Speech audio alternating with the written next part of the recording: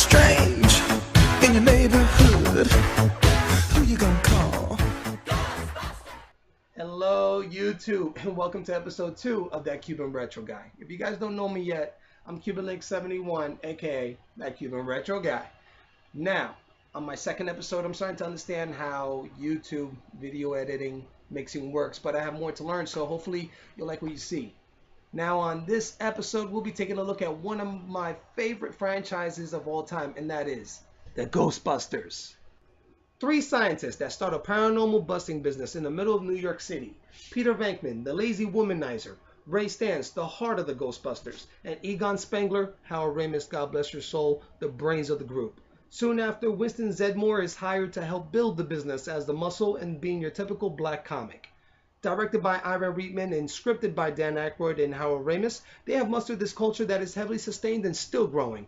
Being that the films have made great money in the box office, of course, the big suits wanted to know how else can we make a cash cow out of this.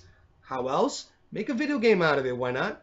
Now at this time, the NES has already made Ghostbusters 1 and 2, which were horrible games by the way, as part of its library for the US.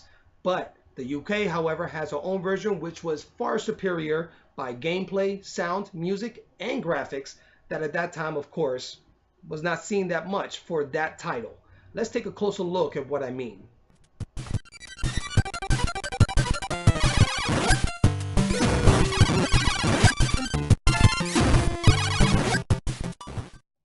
The game plays from a top view perspective and it gives you access to 2 of the 5 Ghostbusters. Yeah, that's right, I said it, dos. I will explain later.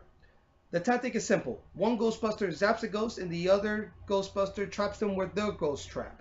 Sounds simple, of course, but trust me, it is not easy. At times it will be tough. In order for you to proceed in the game, you must capture all the ghosts in the room or level in order for you to move forward, which pretty much breaks it down to the actual function of a Ghostbuster.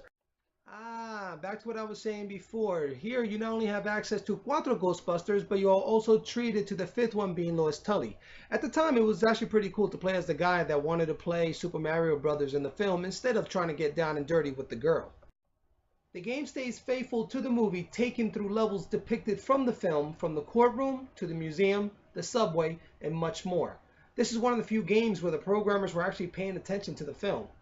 Not very often the games were true to their film counterparts in those days. Though this game is not perfect, of course, by far, but it's definitely a lot of fun and a breath of fresh air from its Ghostbuster NES counterparts. So if you're a die-hard, another great franchise by the way, Ghostbuster fan, then you will definitely enjoy this game.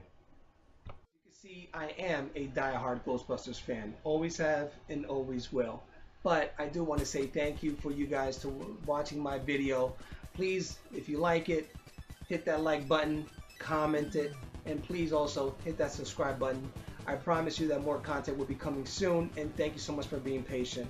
I promise you that things will get a lot better, but I'm having a lot of fun with this, so I love it. I'm a YouTuber. What can I say? But anyway, guys, until next time, I'll see you later. Ciao.